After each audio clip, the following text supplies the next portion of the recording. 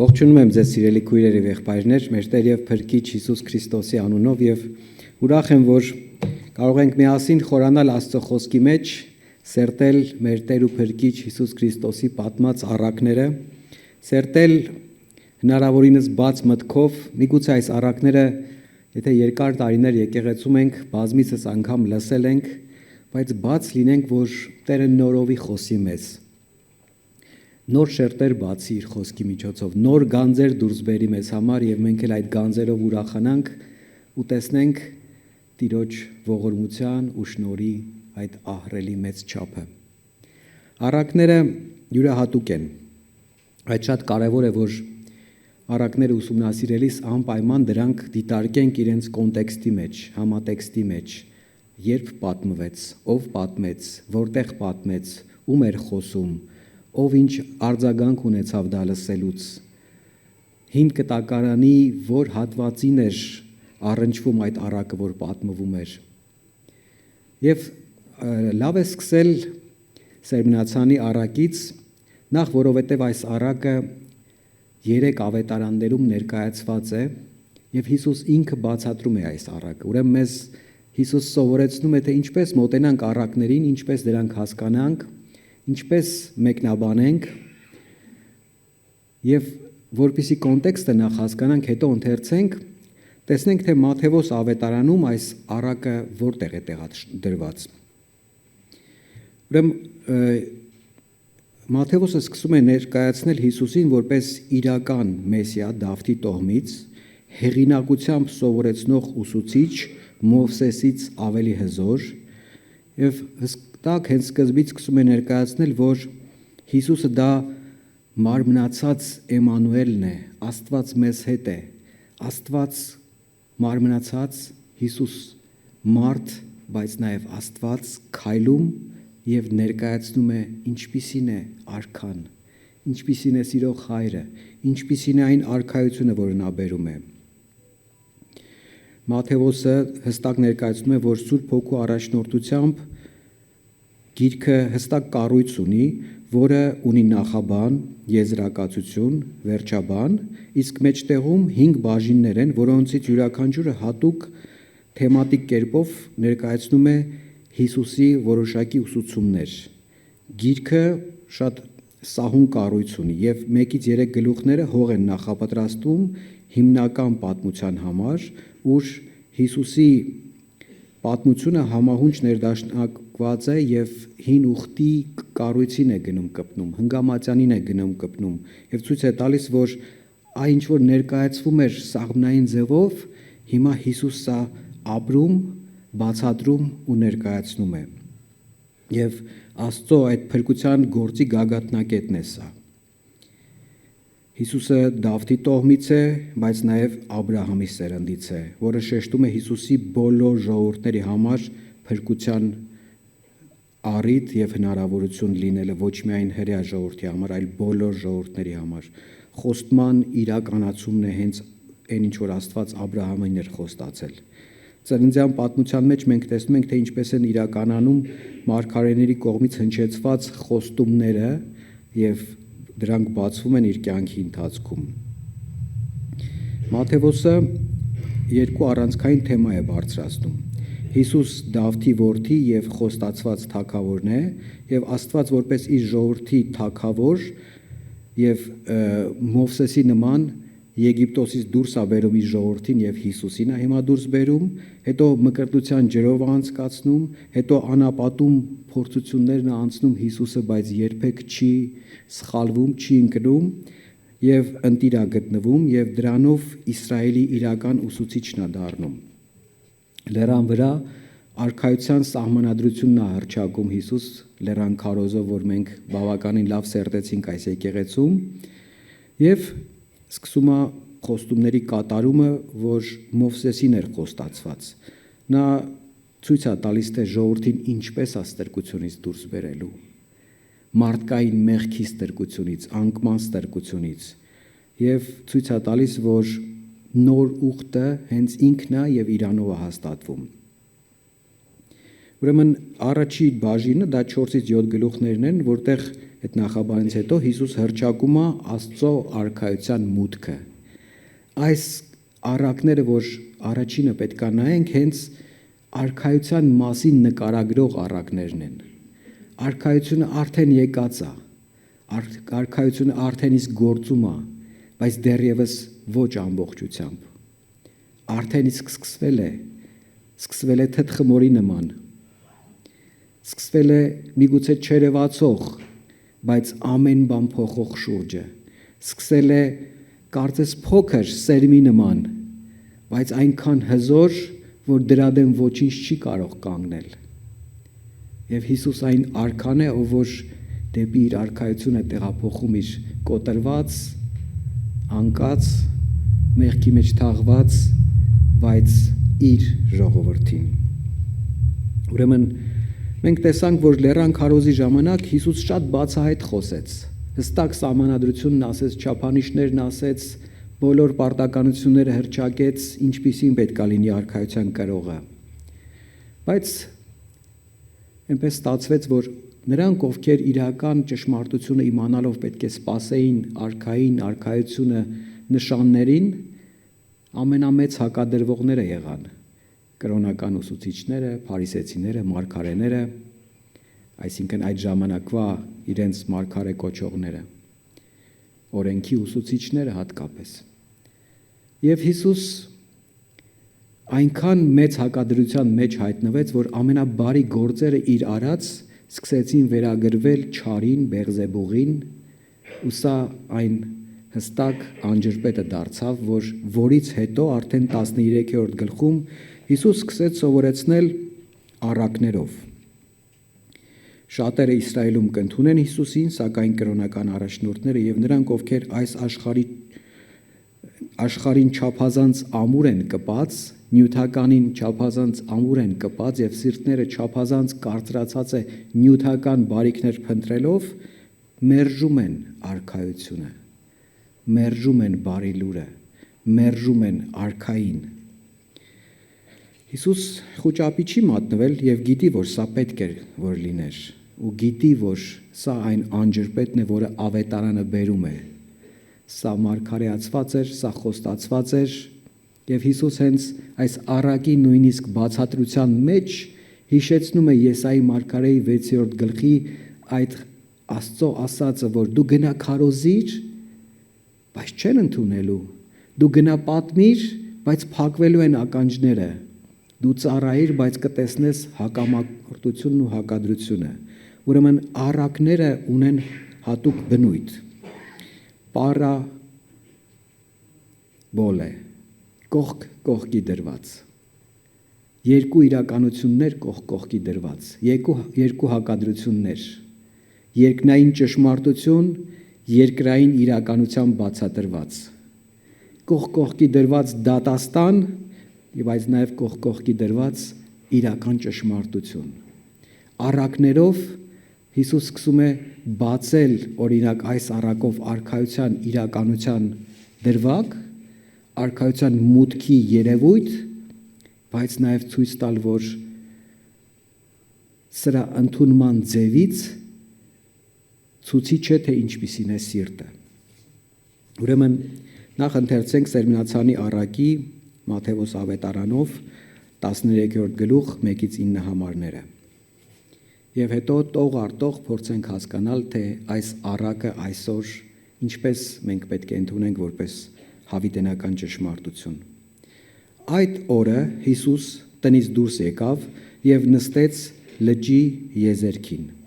Նրա շուրջը ժողովրդի այնպիսի բազմություն հավաքվեց, որ նա նավակի մեջ նստեց, իսկ ամբողջ ժողովուրդը լճի եզերքին կանգնած մնաց, եւ նրանց հետ շատ բաներ առակներով էր խոսում, ասելով. Ահա Սերմնացանը ելավ սերմանելու։ Երբ նա սերմանում էր, մի քանի սերմնահատիկ ճանապարհի եզերքին ընկան, եւ երկնքի թռչունները եկան ու դրանք կերան։ Իսկ ուրիշները քարքարոտ տեղ ընկան, որտեղ շատ հող չկար, իսկույն բուսեցին հողի սակավության պատճառով, բայց երբ արևը ծագեց, վառվեցին եւ որովհետեւ արմատ չունեին, չորացան։ Ուրիշները փշերի մեջ ընկան, եւ փշերը բարձրացան ու դրանք խեղդեցին, իսկ ուրիշներն էլ բերի հողի վրա ընկան ու պտուղ տվեցին, մեկը 100-ապատիկ, մեկը 60-ապատիկ եւ մեկը 30-ապատիկ, ով լսելու ականջ ունի, թող լսի։ Ամեն Աստծո խոսքին։ Մատթեոսը գրում է հունարենով, բայց իր մտածելակերպը հրեական կատեգորիաներով է։ Ուստի այստեղ միահյուսում կա եւ թագավորության հրեական ակնկալիքներ, սա ներկայացված ու շեշտադրված, բայց նաեւ կա հունական փիլիսոփայական եւ փիլիսոփայա հռետորաբանական խոսքի ճշգրտություն։ Այս երկուսի համադրությամբ է Մատթեոսը ներկայացնում այս առակը։ Հիսուսը տնից դուրս եկավ, նստեց լճի եզերքին, բայց նրա շուրջը մեծ բազմություն հավաքվեց։ Հիսուս անցավ նավակի մեջ նստելու։ Սա ուսուցչի դիրք է։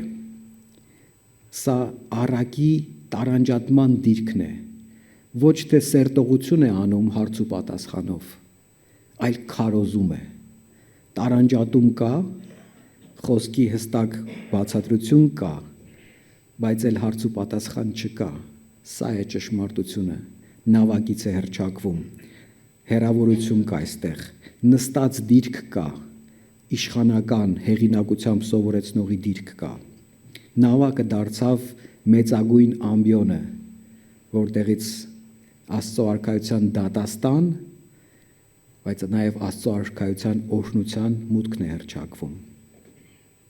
Հիսուսը առանձնանում է այս բազմությունից, բայց նաև մխրճված է իր ներկայությամբ, սիրով եւ Աստծո խոսքով այս բազմության մեջ։ Եվ հեռավորություն կա, բայց նաև հայտնություն կա, բացահայտում կա։ Եվ նրանց հետ շատ բաներ առակներով էր խոսում, ասելով։ Բառացի սա հստակեցնում է, որ առակը թագավորության գաղտնիքների կրիչն է, իրար կողքի դրված։ Սա գաղտնիք է, բայց ոչ այն իմաստով, որ մենք ենք հաճախ հասկանում, այլ գանձի նման թաքնված մի բան, որ պետք է գտնել։ Գաղտնի պահված թանկ բան, որ պետք է բացահայտել։ Այստեղ խորը իմաստ կա, թագավորության գաղտնիք այս կրիչը երկնքից եկել է, հասել է տեղ, բայց պետք է, որ համապատասխան սրտում դիրք ունենա, համապատասխան հողին դիպչի։ 4 համարում ասում է, ահա սերմանողը ելավ սերմանելու, երբ նա սերմանում էր։ Սերմանողը ելավ եւ իր պարտականությունն է եւ ինքը դա անում է։ Ինքը առատորեն իր գործը անշեջորեն, անկախ նրանից թե ինչ տեսակ հող կա շուրջը, ինքը իր գործը անում է, այդ սերմը տարածում է։ Եվ Հովհաննես ավետարանը սկսվում է հենց այդ սերմի ու խոսքի մուտքով, որ քաոսը դադարեցնում է, նոր արարչագործություն է սկսում, ու Հիսուսը այս նույն շեշտադրումն է այստեղ բերում, որ սերմանողը, Աստծո խոսքի սերմը, լոգոսը սերմանում է, տարածում է, եւ սա հենց արքայության կառույցն է ձևավորում, արքայության տարածումն է բերում, այս հզորությամբ գործում է, այդ սերմը սերմ է, որ իր ուժը իր մեջ ունի։ Սա կարևոր է, որտեվ սերմանողից է նախաձեռնված, իրեն ոչ մեկ չասեց գնա սերմանելու, ինքը նախաձեռնեց եւ ինքը սա իրականացնում է, ինքը գիտի ինչ է անում, ոչ մեկի թելադրանքի կարիքը չունի, բայց սերմնահատիկները ընկան ճանապարհի եզերքին, կարծր տրորված հող, դաշտերի միջև ամեն անհատ իր փոքր կածանն ուներ, որով գնում էր դեպի դաշտը, բայց սա տրորված հող էր, չփորված հող էր, կարծրացած հող էր, այդտեղ էլ ընկան սերմեր, այդտեղ էլ հայտնվեցին սերմեր։ Հունարեն մի ուժեղ բառ է գործածված, երբ որ կլանելու մասին է խոսում, երբ որ թռչունները եկան կլանելու, Այսինքն ոչ թե կծահարելու բառն է գործածում, ոչ թե ուտելու, այլ ամբողջովին կլանելու։ Սա կատաֆագեն աուտո, դրանք ամբողջովին կլանվեցին։ Երբ որ կարծրացած սիրտ կա, խոսքը նույնիսկ տեղ չի հասնում, ամբողջովին կլանվում է։ Խոսքը չի սկսում գործ անել, որովհետև ամբողջովին կլանվում է։ Եվ Հիսուս բացատրության մեջ ասում է, որ դրվագներն են սրանք, բայց շատ զգույշ պետք է լինենք, որ խոսքը չկլանվի, երբ որ գալիս է։ Թույլ չտանք, որ կլանվի, այլ մնա եւ սկսի գործ անել։ 5-ից 6-րդ համարներում ասում է, իսկ ուրիշները քարքարոտ տեղ ընկան, որտեղ շատ հող չկար, եւ իսկույն բուսնեցին հողի սակավության պատճառով, բայց երբ արևը ծագեց, վառվեցին եւ որովհետեւ արմատ չունեին, չորացան։ Սա քարքարոտ ոչ թե մեր պատկերացրած, որ բաց քարեր են, այլ հողի շերտ կա վրան, բարակ, մեծ քարեր, ժայռ է, որտեղ չեն կարող հողագործություն անել, այն ժամանակ մեծ տրակտորներ չունեին, պայթեցնել չէին կարող, պարզապես դաշտի մեջ կար քար, որի վրա փոշին հող էր բերել։ Սերմերը այդտեղ էլ ընկան։ Քանի որ քարը տաք է, շատ արագ աճեցին։ Խոնավությունը այդքան տեղում մի քիչ կար, շատ արագ սերմը սկսեց գործել, ծլարձակեց։ Բայց հենց որ արևը հայտնվեց, միանգամից չորացավ, որտև այդ խոնավությունն էլ վերացավ եւ արմատ էլ չուներ։ Ուրեմն անմիջապես ծլեց, շատ արագ արձագանք է տալիս, բայց մակերեսային ու զգացմունքային արձագանք է տալիս այդ տեսակ սիրտը, այդ տեսակ հողը, այդ տեսակ երևույթը։ Արմատ տերմինը, որ հունարենում գործածված է, շատ էլի փիլիսոփայական միտք ունի եւ ասում է ներքին հաստատվածության մասին է, հոգեվոր ներքին հաստատվածություն չուներ,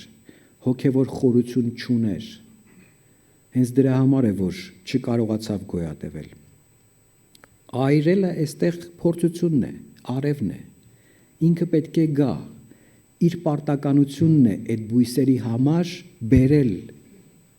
բայց արմատը հենց այդտեղ է փորձվում երևում, կա թե չկա։ Եթե չկա արմատ, արևի գործունեությունը այդ բույսի հանդեպ որպես փորձություն բերելու է ոչնչացում, բայց եթե լինի արմատ, բերելու է ամրացում եւ պտղաբերություն։ Ուրեմն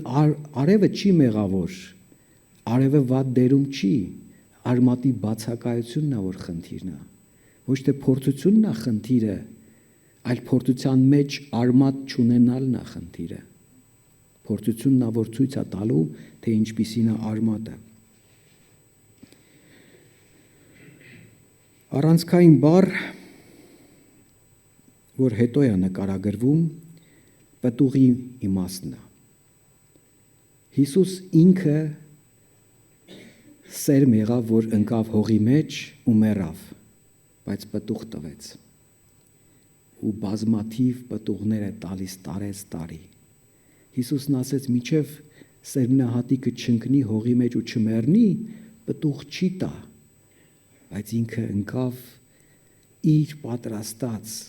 պարարտ հողի մեջ, աշակերտներին էր պատրաստում խոսքով, պատրաստում էր բազմաթիվներին եւ ընկավ այդպիսի հողի մեջ, որ ծլարձակեց բազմապատիկ։ Այստեղ ներկայացում է, որ պտղաբերությունը կլինի 100-ապատիկ, 60-ապատիկ, 30-ապատիկ։ Դուք հեչ լսել եք, թե գարին կամ ցորենը որքան են բերքատվությունը Հայաստանում։ Մոտ 10-ապատիկ է։ Շատ լավ պայմաններում, շատ լավ պատրաստված հողում, շատ լավ պարարտացված հողում, շատ լավ մշակված սերմի պարագայում 15-ապատիկ կարող է լինել։ Վաղ ժամանակվա Իսրայելում, երբ որ սերմերը շատ որակով չէին, հողը շատ որակով չէր ստացվում մշակել եւ ոռոգում չկար միայն անձրևների հույսին էին, բերքը լինում էր հնգապատիկ, շատ լավ պայմաններում 10-ապատիկ։ Արդեն ինքնին այս բերքատվության չափն ու ձևը հրաշքի մասին է, գերբնական երևույթի մասին է, Աստծո ներկայության մասին է, Աստծո ուղիղ միջամտության մասին է, որ բերքատվությունը լինելու է անսովոր առատ։ Կարևորը որ հողը լինի ճիշտ, կարևորը որ հողը լինի այնպիսին, ինչպիսին Աստված է ուզում, որ այն լինի։ Այստեղ նաև խեղդելու պարագան կար։ Երբ որ առաքյալը, երբ որ Մատթեոսը ներկայացնում է այս բառը, ասում է, որ ճնշման, մեծ ճնշման արդյունքում խեղդամահ անել։ Սերմը ընկել է փշերի մեջ։ Միգուցե այդ ժամանակ դեռ փշեր չկային, այլ փշերի սերմերը կային, բայց փշերը շատ ավելի ուժեղ, արագ աճեցին եւ սկսեցին խեղդել ցորենի սերմին։ Ոչ թե ինչ-որ մի բանի բացակայությունն, այլ ինչ-որ մի բանի առատությունն է այստեղ գործում։ Ոչ թե արմատի բացակայությունն է գործում, այլ հոգսերի, շարժառիթների, տատանումների, հազարավոր կեղծ առաքելությունների ներկայությունն է, որ խեղդում է։ Երբ որ մենք բազմաթիվ առաջնահերթություններ ենք դնում մեր կյանքում եւ իրական առաջնահերթություն չենք ունենում, այս պարագան է, որ մեզ խեղդում է։ Ոչ թե Հիսուս ասում է, որ Աստծո խոսքը պետք է լինի ինչ-որ մի տեղում քո սրտում, այլ պետք է լինի միակ դիրքում քո սրտում, որպեսզի չխեղդվի։ Այլ պարագայում հոգսեր, մտածմունքներ, զբաղվածություն, կեղծ առաջնահերթություններ, դրանք դառնալու են այն փշերը, տատասկները, որոնք խեղդելու են։ Եվ սա փշի ներկայությունը արդեն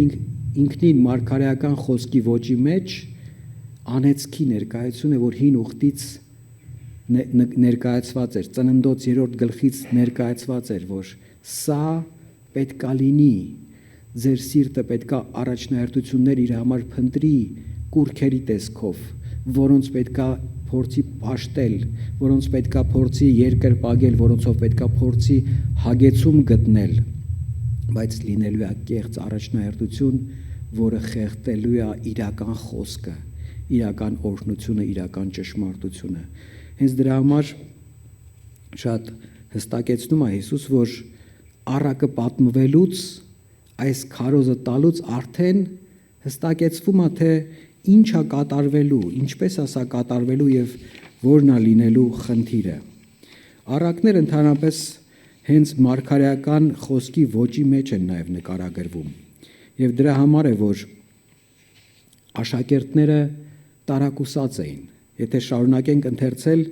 10-րդ համարից 13-րդ գլխի Մատթեոս ավետարանի, կտեսնենք, որ աշակերտները, որ հին ուխտը լավ գիտեին, Հիսուսի ուսուցումները լավ գիտեին, լսել էին Լեռան քարոզի այդ ամբողջ ճշմարտությունը բացահայտումը, իրենք էլ լսեցին եւ տարակուսած մնացին։ 10-րդ համարից ընթերցեմ։ Աշակերտները մոտեցան եւ նրան ասացին. «Ինչու ես նրանց հետ առակներով խոսում»։ Ի՞նչն է պատճառը։ Ինչու ես առակներով խոսում։ Այստեղ է, որ մարգարեական խոսքի բացահայտումն է իրականանում։ Հիսուսը իսկ նա պատասխանեց ու ասաց նրանց. «Քանի որ ձեզ տրված է իմանալ երկնքի արքայության խորհուրդները, իսկ նրանց տրված չէ, որովհետև ով ունի, նրան կտրվի ու կավելացվի, իսկ ով չունի, նրանից ունեցածն էլ կվերցվի։ Դրա համար եմ նրանց հետ առակներով խոսում, որ նայելով չեն տեսնում եւ ականջ դնելով չեն լսում ու չեն հասկանում»։ Սա շատ կարևոր է։ Սա հենց հողի ինչ լինելն է ցույց տալիս։ Նայելով պետքա տեսնեն։ Սա ակնհայտ, բացահայտ ճշմարտություն է Հիսուսի ծառայությունը։ Կաղերը բժշկվում են, կույրերը տեսնում են։ Աստծո արքայությունը տարածվում է եւ քարոզվում է այնտեղ, որտեղ հեչ հավանական չէր, որ տարածվի ու քարոզվի։ Հեթանոսների մեջ, բանտարկյալների մեջ, թշվառների մեջ, ամենասոցիալապես անապահով խավերի մեջ գալիս է այս օրհնությունները եւ հավասարության մթնոլորտը։ Ամեն իրական Աստծո սպասող անհատ պետքա դա տեսներ,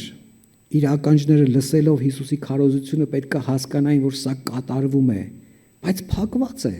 տրորված է, կարծրացած է, փշերի մեջ է, գողացված է այդ խոսքը իրեն սրտից,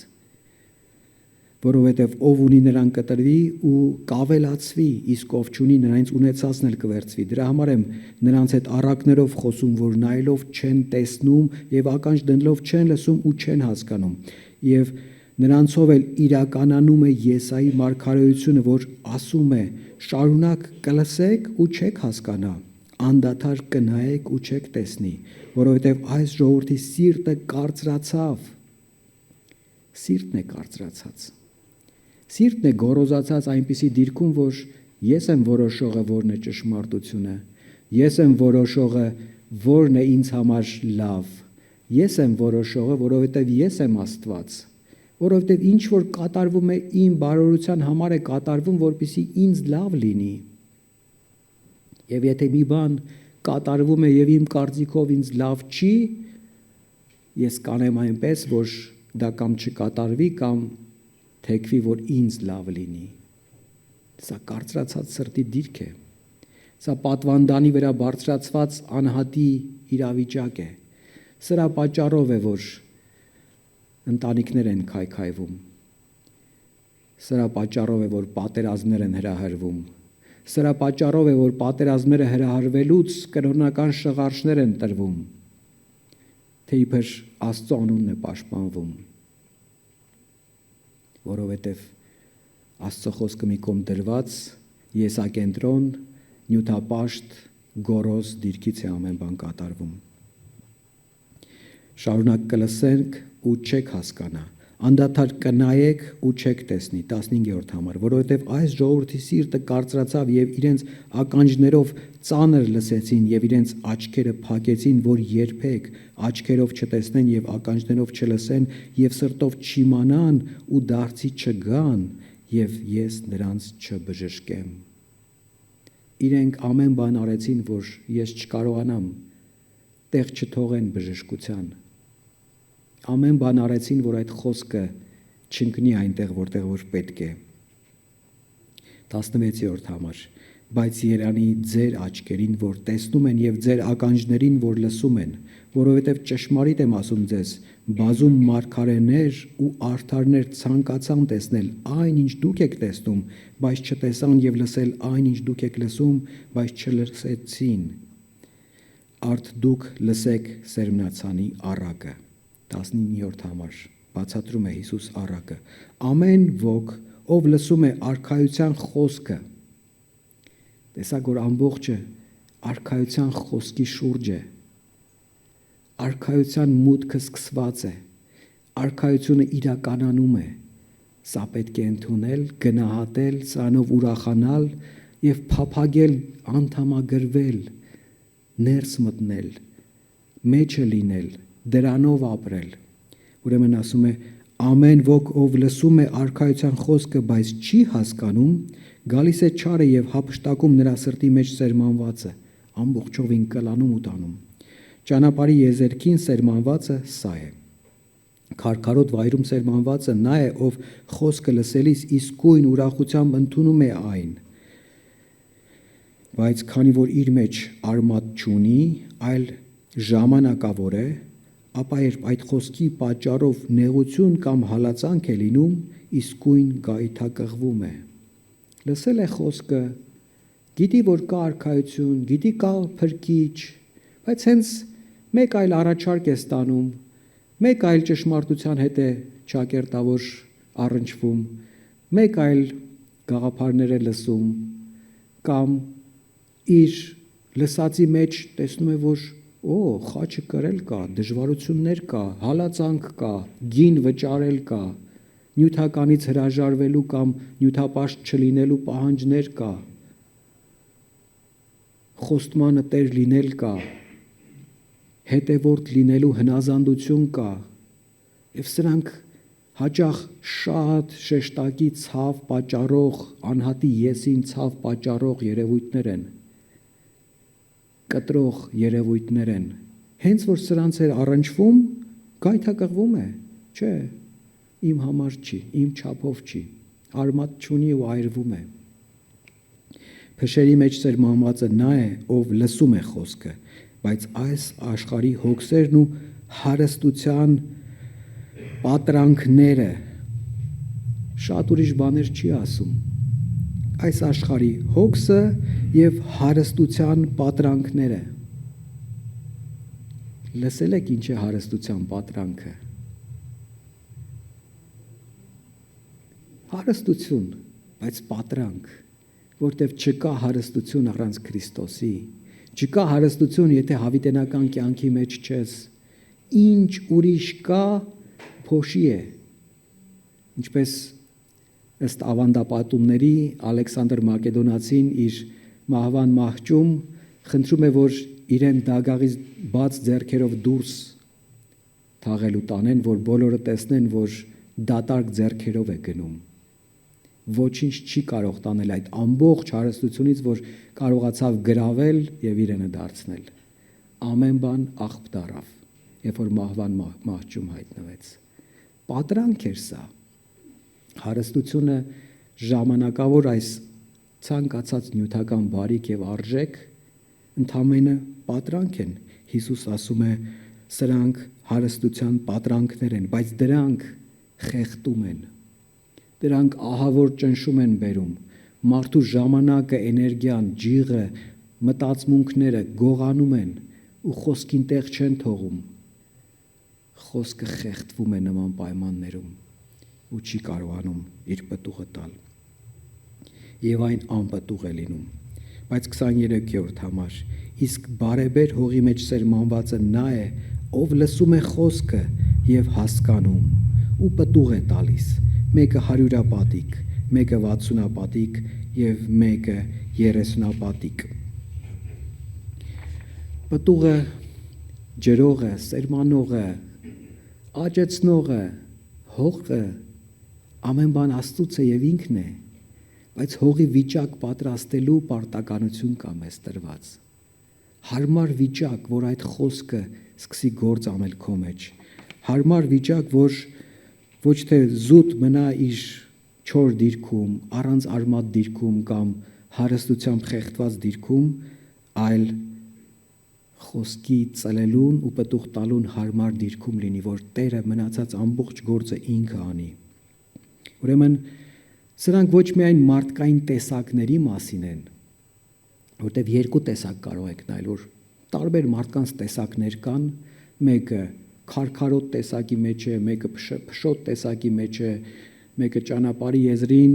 բայց մյուսն էլ բարարդ։ Բայց նաև նույն մարդու մեջ կյանքի տարբեր փուլերում, տարբեր դրվագներում, տարբեր իրավիճակներում կարող է այս 4-ի տարբեր վիճակները լինել։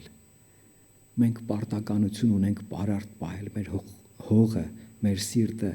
խոսքի հանդեպ։ Ոչ թե մեկ անգամ ասել, օ, ես բարարդ հողի ընկավ, լսեցի, այո ասեցի ու վերջ, դրանով ամեն բան ավարտված է։ Սա պարտականություն է, որ տրված է,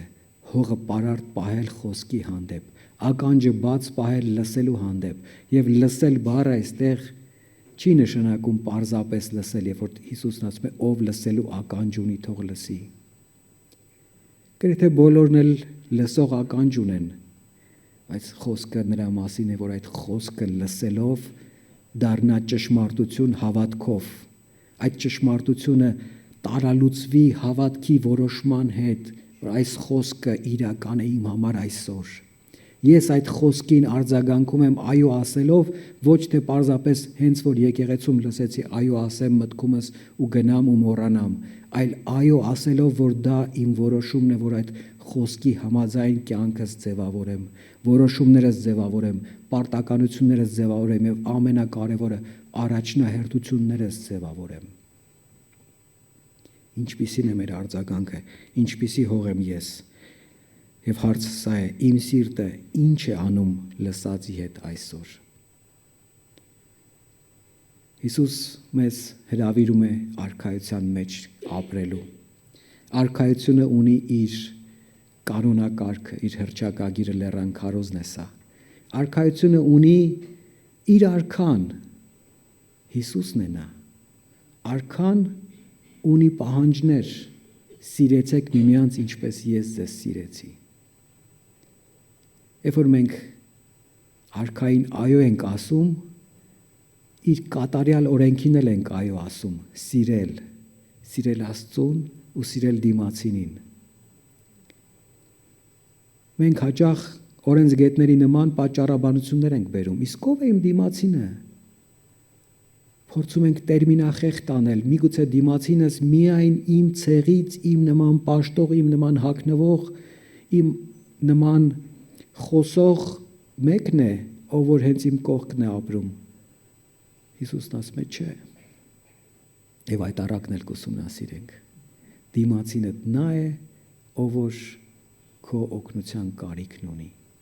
Դիմացինդ նա է, ով որ ինչ պատճառներով ընկած է, բայց Աստված քո առջև է բերել։ Սիրեք միմյանց,